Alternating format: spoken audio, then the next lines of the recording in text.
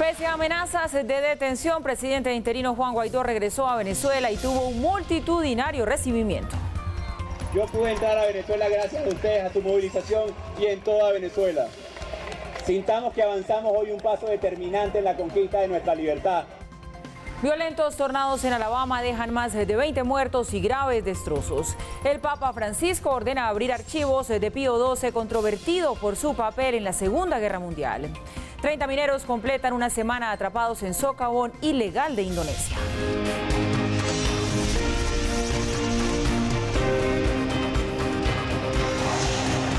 Red Más Internacional.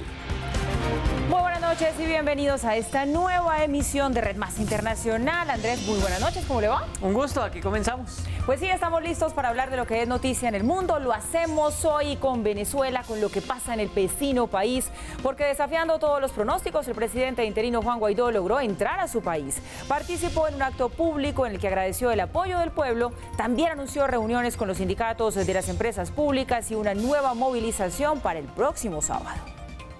Acompañado por una multitud de periodistas y curiosos, atravesando todos los controles migratorios sin inconvenientes, y como si fuera una estrella famosa, Juan Guaidó apareció en el Aeropuerto Internacional Simón Bolívar de Maiquetía y logró ingresar a Venezuela. Seguimos movilizados y aquí estamos dando a conocer a nuestra gente luego de una exitosísima gira internacional de reconocimiento del planeta Tierra, de la ayuda humanitaria necesaria para nuestra gente. Ese debe ser claramente el mensaje en este momento. Estamos aquí en Venezuela, estamos fuertes. Luego de una gira que lo llevó por Colombia, Brasil, Argentina, Paraguay y Ecuador, el jefe de la Asamblea Nacional ingresó al este de Caracas, en donde lo esperaban cientos, tal vez miles de venezolanos que atendieron su llamado para salir a las calles.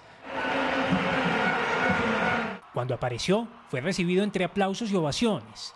Ya en la tarima, agradeció el apoyo de la comunidad internacional. Quiero agradecer profundamente y desde Venezuela mandarles un aplauso al presidente Iván Duque de Colombia, al presidente Jair Bolsonaro de Brasil, al presidente Mauricio Macri de Argentina, al presidente Marito Abdo de Paraguay, al presidente Lenín Moreno de Ecuador. Reprochó la actitud del régimen de Maduro de impedir el ingreso de la ayuda humanitaria en las fronteras con Colombia y Brasil. Deben detener a los colectivos armados que actuaron el 23 de febrero. Definitivamente. Ser cómplice por omisión también es ser cómplice. Es delito de lesa humanidad. Este Parlamento, el presidente encargado les pide, les exige, les ordena que detengan definitivamente a los colectivos y presos que actuaron el 23 de febrero. Reiteró que a pesar de las amenazas, no tuvo problemas para entrar a Venezuela. Yo pude entrar a Venezuela gracias a ustedes, a su movilización y en toda Venezuela. Sintamos que avanzamos hoy un paso determinante en la conquista de nuestra libertad. Y anunció las próximas acciones. Mañana martes de carnaval, día importante para todo el país. Vamos a convocar mañana a todos los empleados públicos, a los sindicatos primero. Atención, mañana reunión importante con todos los sindicatos de empleados públicos. No podemos permitir que la burocracia siga secuestrada. El día sábado, toda Venezuela vuelve a las calles decidida y determinadamente para movilizarse en busca de su libertad. Su discurso finalizó con este mensaje. Y vamos con todo, Venezuela, vamos con todo hasta lograr la libertad de nuestro país. Dios los bendiga, aquí estamos dando la cara y lo vamos a seguir haciendo. El himno de la patria que él y la oposición desean liberar.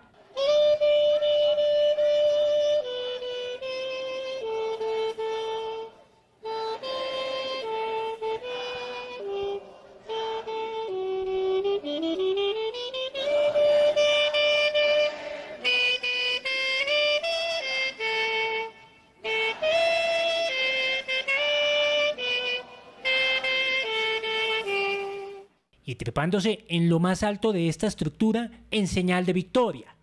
Interino en estos momentos montándose en una de las vallas saludando a las personas y subiendo por el andamio para saludar y que sea visto por las distintas calles que están repletas y llenas. Y en la tarde tuvo este emotivo encuentro con su señora madre, Norca Márquez.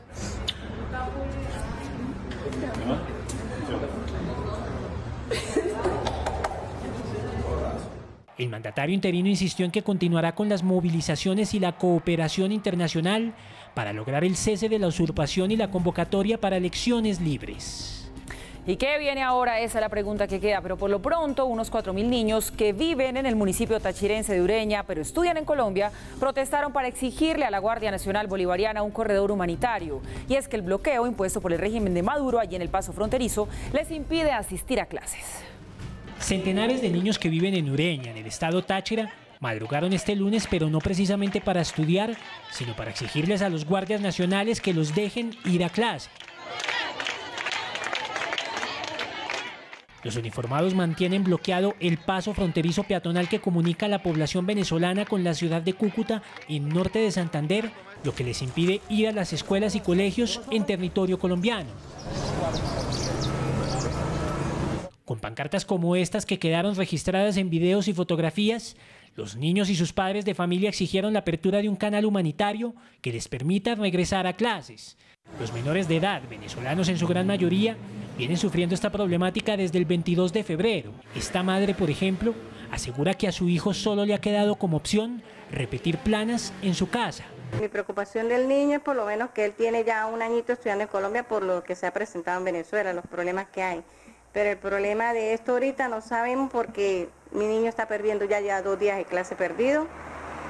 Allá en Colombia no es como acá, que si usted pierde un día es normal, no, allá si usted pierde un día se la atrasa, son exámenes. Ella espera que la situación mejore pronto para que su hijo no se siga atrasando en las clases. La prioridad de nosotros aquí los Ureña es que los niños estudien nada, porque como está esto no se les ve a ellos, por lo menos futuro no hay para ellos acá. El futuro digo que está en otro lado, o sea en Colombia, que es lo que le está dando la ayuda a Venezuela. Ureña ha sido una de las ciudades fronterizas con Colombia que más ha padecido la decisión del régimen de Nicolás Maduro de bloquear puentes para impedir el ingreso de ayuda humanitaria. El pasado 23 de febrero hubo fuertes disturbios en esa zona del Táchira entre ciudadanos y uniformados de la Guardia Nacional Bolivariana. Entre tanto, Nicolás Maduro estaría tratando de actuar con cautela para emprender acciones en contra de Juan Guaidó. También buscaría mantener sus relaciones diplomáticas con Rusia, a pesar de los rumores sobre un eventual distanciamiento con el régimen chavista.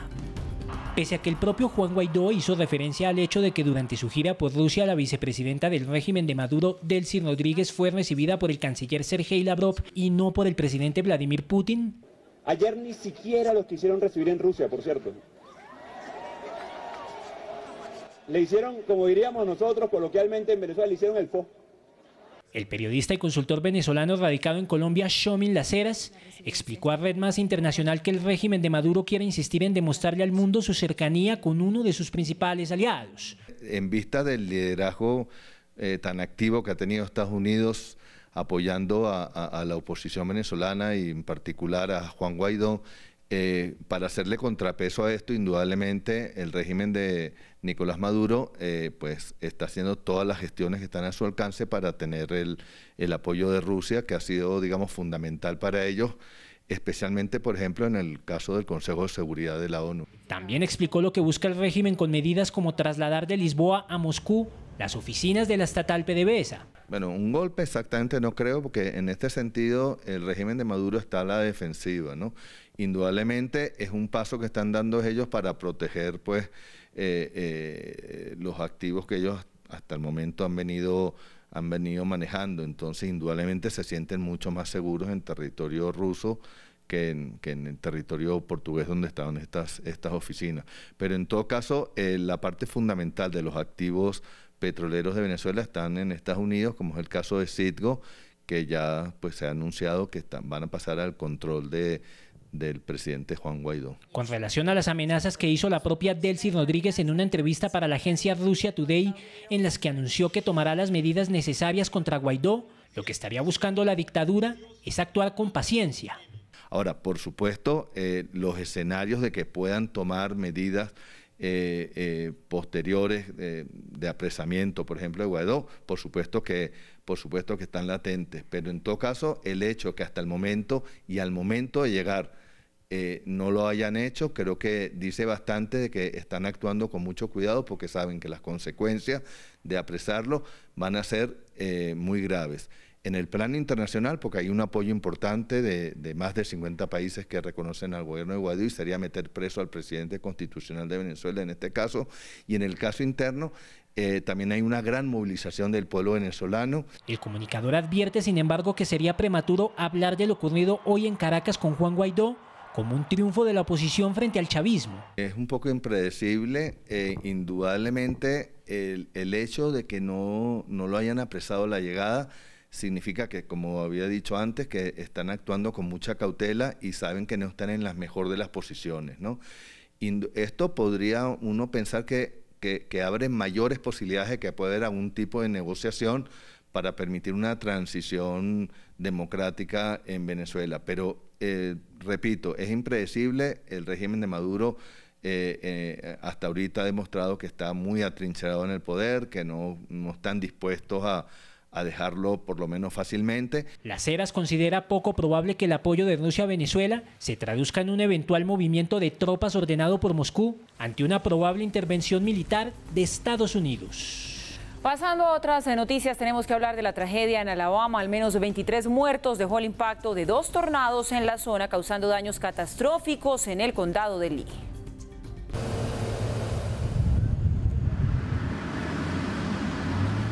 Muerte, escombros y desolación. Ese es el panorama en el condado Lee, en el estado de Alabama, donde más de 20 personas murieron como consecuencia del paso de 2 tornados.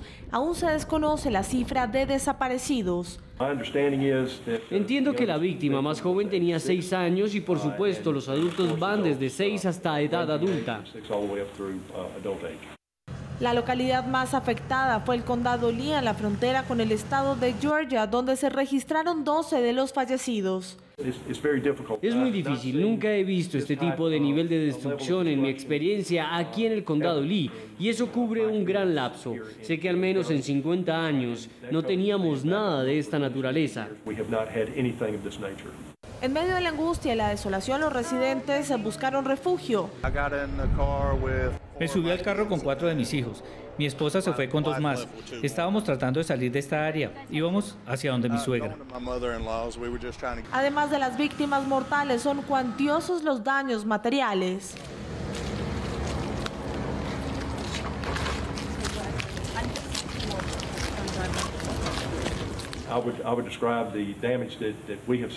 Describiría el daño que hemos visto en el área como algo catastrófico. Simplemente existe en estos lugares. Las casas quedaron destrozadas, el campo lleno de escombros que se extiende a cientos de hectáreas. Estamos encontrando materiales que han llegado a kilómetros del área donde estaban. Al menos 40 personas resultaron heridas y se desconoce la cifra de personas desaparecidas. 150 personas trabajan en el condado de Lee en labores de búsqueda y rescate. Esto me rompe el corazón. Me encanta este condado y es muy triste para mí ver a estas personas tan lastimadas de esta manera. Y las familias que han perdido sus seres queridos. Esta es una comunidad muy unida, son personas resistentes y sé que se levantarán. La alerta por tornados incluso llegó a estados como Georgia, Florida y Carolina del Sur. El Papa Francisco anunció que abrirá los archivos secretos del Vaticano durante la Segunda Guerra Mundial, esto para esclarecer las acusaciones que existen sobre Pío XII, a quien señalan de no haber condenado los horrores del Holocausto. En algún lugar oculto dentro de la imponente Basílica de San Pedro en Ciudad del Vaticano están los archivos secretos.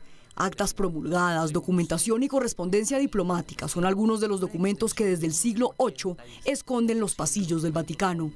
Pero hay unos archivos en especial que investigadores han pedido que sean revelados.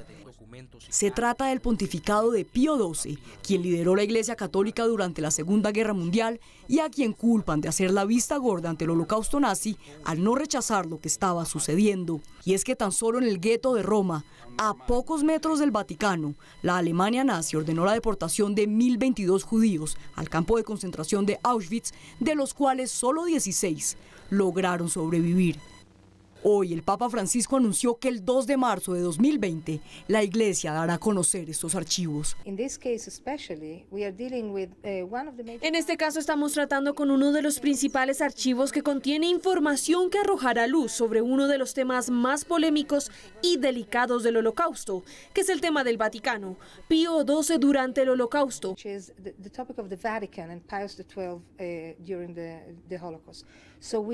Así que estamos buscando una mejor comprensión y una visión de muchos temas delicados y controvertidos que hasta ahora solo pudimos entender parcialmente e investigar. El Papa Francisco aseguró que la Iglesia Católica no le teme a la historia, pero a pesar de haber beatificado y canonizado a Pablo VI, Juan Pablo I y Juan Pablo II, y ser el Papa que más santos ha canonizado, Francisco no da pista de querer hacer lo mismo con Pío XII. La historia impresa en los archivos secretos del Vaticano será la que revelará el 2 de marzo de 2020, 81 años después de ser elegido como el Papa número 260 de la Iglesia Católica, si Pío XII fue culpable de ocultar lo que a pocos metros de la Santa Sede estaba sucediendo durante la Segunda Guerra Mundial. Y también México revela archivos, pero de espionaje. Por primera vez en 100 años, archivos de inteligencia mexicana saldrán a la luz. Se conoció que Gabriel García Márquez fue espiado durante 20 años.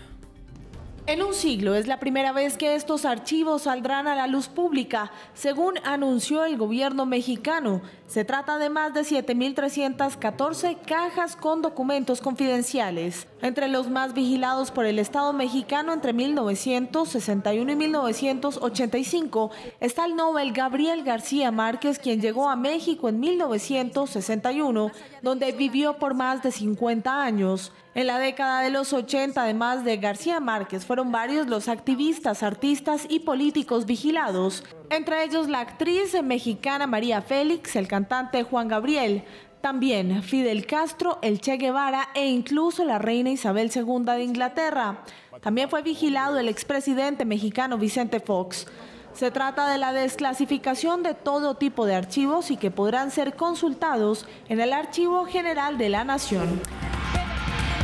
De regreso, continuamos aquí en Red Más Internacional. Gracias por seguir allí conectados con nosotros. Y por una semana más fueron extendidas las labores de búsqueda y rescate en Indonesia tras el desplome de una mina de oro en la isla de Celebes, en donde 30 mineros siguen atrapados. Hasta el próximo 11 de marzo fueron extendidas las operaciones de rescate de los mineros que continúan atrapados tras el derrumbe de una mina de oro ilegal en Indonesia que colapsó el pasado 26 de febrero.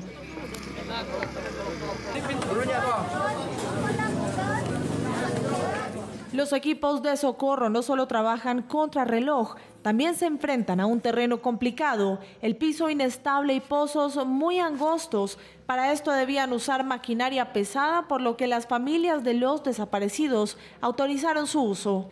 El movimiento de tierra con la mala infraestructura de la mina ocasionó el colapso de las improvisadas estructuras de madera de la mina, que llevó a la emergencia por el hundimiento de las vigas de sustentación a causa del piso inestable. Hasta ahora hay 9 personas fallecidas, 17 mineros fueron rescatados, pero desde el 1 de marzo no se ha producido ni un rescate. Se teme por la vida de las personas que siguen atrapadas. En este punto del archipiélago hay una gran cantidad de minas de oro ilegales que no siguen los protocolos de seguridad y no es la primera vez que este tipo de emergencias se registran. En 2015, 12 mineros murieron en una mina abandonada mientras trabajaban desde la ilegalidad. Algo parecido sucedió en 2016. 11 mineros murieron por una luz en una mina ilegal en la isla de Sumatra. Se desconoce la cifra exacta de cuántos trabajadores podrían estar al interior de la mina, podría llegar a 100. La cifra, ya que muchos estaban trabajando en los pozos grandes y muchos de los trabajadores habían llegado de otras zonas. La tensión entre Estados Unidos, Canadá y China va en aumento por el caso Huawei. Pekín exige la liberación inmediata de su ejecutivo y asegura que se trata de una detención política y no jurídica.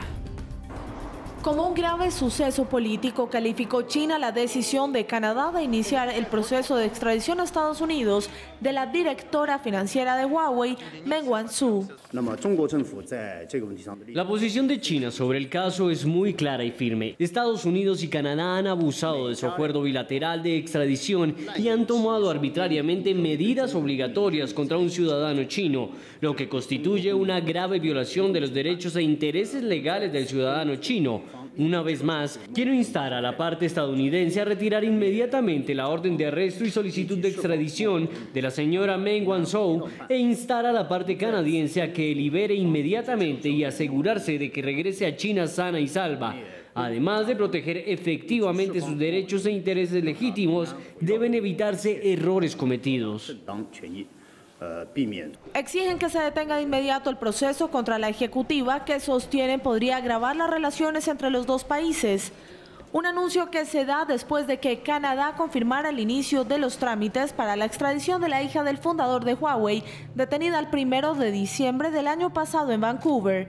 La ejecutiva está en libertad bajo fianza, pero tiene prohibido salir de Vancouver y deberá comparecer el 6 de marzo ante el Tribunal Supremo para iniciar su proceso de extradición. Fue en enero de este año que el Departamento de Justicia de Estados Unidos acusó a Huawei y a Meng Wanzhou de fraude y conspiración para supuestamente saltarse las sanciones impuestas por Washington a Irán. En medio de la tensión se conoció que Huawei estaría pensando en demandar al gobierno de Estados Unidos por supuestamente impedir que empresas locales utilizaran sus productos. La demanda se llevaría a cabo esta semana en Texas, donde están las oficinas centrales de Huawei. Mientras tanto, el gobierno de Estados Unidos cataloga a la empresa como una amenaza de seguridad nacional. Sostienen que podría entregar información sensible al gobierno chino. Si el presidente de los Estados Unidos, Donald Trump, insiste en modificar el modelo económico chino, poco se podrá avanzar en el propósito de superar las diferencias comerciales entre estos dos países. El optimismo que había el fin de semana comienza a disiparse. De acuerdo con los reportes de la prensa especializada, China está dispuesta a reconocer algunas concesiones hechas en cualquier acuerdo comercial con Estados Unidos para buscar unas mejores relaciones. Sin embargo, no cederían las solicitudes en el sentido de alterar su modelo económico, según los expertos. El país asiático estaría dispuesto incluso a enfrentar aranceles prolongados en las negociaciones, en un momento en que se habla de la posible debilidad de Donald Trump, cuando se acercan las elecciones, y al tiempo hay indicios de que la hasta ahora fuerte economía estadounidense podría tener problemas en un futuro no muy lejano.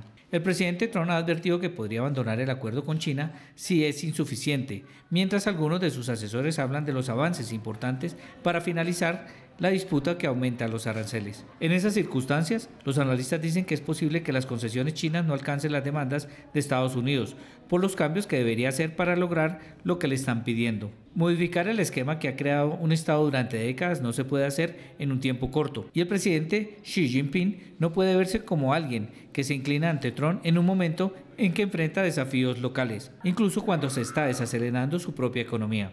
Lo que estaría dispuesto a hacer el presidente es comprar productos y comprometerse a mejorar los derechos de propiedad intelectual, una queja que hace rato hace Estados Unidos. Este planteamiento se hace después de que el propio Trump escribiera que se había logrado un avance sustancial en las negociaciones con China sobre temas estructurales, mensaje que el mundo recibió con optimismo frente a la posible finalización del conflicto comercial y que se fortaleció con la decisión de aplazar el aumento de los aranceles que aplicaría Estados Unidos a China. La primera ministra británica Theresa May viajó a Salisbury, en donde hace un año el espía doble Sergei Skripal y su hija Julia fueron envenenados con un agente tipo Novichok. Los ciudadanos aseguran que les ha costado regresar a la normalidad. En la banca de un parque en la ciudad de Salisbury, Inglaterra, a pocos kilómetros de Londres, fueron envenenados Sergei Skripal y su hija Julia, quienes tras permanecer varios meses en la unidad de cuidados intensivos, lograron sobrevivir. Luego de investigaciones, la unidad antiterrorista británica identificó a Sergei Skripal como un espía doble que había trabajado para la inteligencia rusa y ahora trabajaba para el MI6, agencia secreta británica. El gobierno de la primer ministra británica Theresa May condenó este ataque y culpó al Kremlin de ser los responsables de ejecutarlo, pues los exámenes médicos arrojaron el resultado que tanto Sergei como su hija habían sido envenenados con un agente nervioso tipo Novichok, fabricado inicialmente en Rusia por la KGB. Este incidente resultó en una ruptura diplomática entre Reino Unido y Rusia y 23 diplomáticos rusos fueron expulsados de Londres. Meses después, gracias a una exhaustiva investigación, el Scotland Yard capturó a 2 sospechosos de haber envenenado a los Skripal. Hoy se cumple un año de aquel ataque y la premier británica viajó a Salisbury para visitar a la ciudadanía. Lo que hemos visto en los últimos años es un tremendo esfuerzo del servicio de emergencia y de las juntas locales, así como el apoyo del gobierno, de nuestras fuerzas armadas que han hecho un tremendo trabajo. La descontaminación de todos los diversos lugares que fueron afectados terminó. Salisbury está abierto para los negocios. Pero aunque a simple vista pareciera que todo volvió a la normalidad, los habitantes de Salisbury aún sienten las réplicas tras el ataque químico. Ha sido un año muy duro para los pequeños negocios. El ritmo ha disminuido en un 10% y hemos notado que se trata en una disminución en nuestras ganancias. Así que esperamos que ya que pasó un año las cosas mejoren y podamos avanzar. Los medios de comunicación británicos publicaron una entrevista en cámara hecha a Julia Skripal, pero se desconoce su paradero y sus familiares también se preguntan por el paradero y estado de salud de Sergei. La única tarea de Victoria es si Julia está viva y está en la capacidad de comunicarse, es decirle a su prima Julia que se comunique con su abuela, y debe averiguar sobre Sergei Skripal, si está vivo y en qué condiciones se encuentra.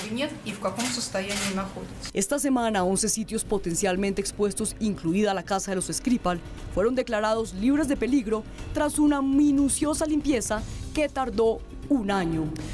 2 casos de antisemitismo se registraron en la ciudad de Estrasburgo, al este de Francia. En el último año, los ataques antisemitas en el país galo aumentaron en un 74%. El memorial en la sinagoga vieja de Estrasburgo, que los nazis destruyeron durante la Segunda Guerra Mundial, fue vandalizado en la noche del domingo.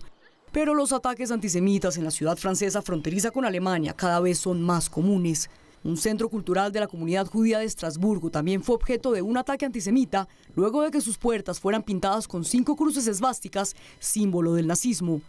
Estos ataques suceden tan solo 2 semanas después de que más de 90 tumbas del cementerio judío de Quatzenheim, cerca de Estrasburgo, fueran también vandalizadas, lo que generó marchas masivas a lo largo y ancho de Francia, repudiando el antisemitismo que en el último año ha aumentado en un 74% en el país galo. En la región de Asturias, al norte de España, más de 200 bomberos trabajan en controlar los incendios que se propagan por los bosques. 44 incendios forestales fueron reportados y 8 de ellos ya fueron controlados. Esto gracias a la llovizna que cayó en la madrugada y también a los esfuerzos de las autoridades competentes.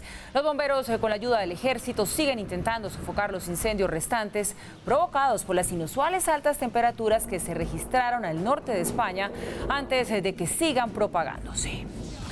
Y la familia de hipopótamos en uno de los zoológicos del oeste de India está creciendo. Dimbi dio a luz a su hijo. Y según las autoridades del zoológico, tanto la mamá como el recién nacido están en excelentes condiciones de salud, a pesar de que los celos de la madre no han permitido aún que personal médico entre a revisar al pequeño, que todavía no se sabe cuál es su sexo. El nacimiento de hipopótamos fue motivo de celebración, pues es una de las especies que está en peligro de extinción, así que lo celebramos desde aquí también. Bien, llegamos así al final de esta emisión de Red Más Internacional. A ustedes, como siempre, gracias por estar allí, por su compañía. Sigan con nosotros, que ya viene el punto con Juan Lozano. Buenas noches.